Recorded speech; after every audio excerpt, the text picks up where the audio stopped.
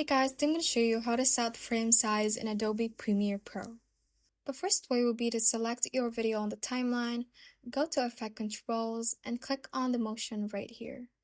Once you have done that, you should have these points on the preview video, and you can simply drag your video to fit the whole frame. Another way to do that is to right-click on your video on the timeline and click on Set to Frame Size, and it will automatically increase the scale so that it fits the whole frame of our video.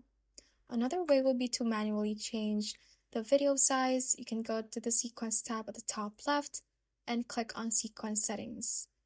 And we can change the frame size so that it matches to our video size.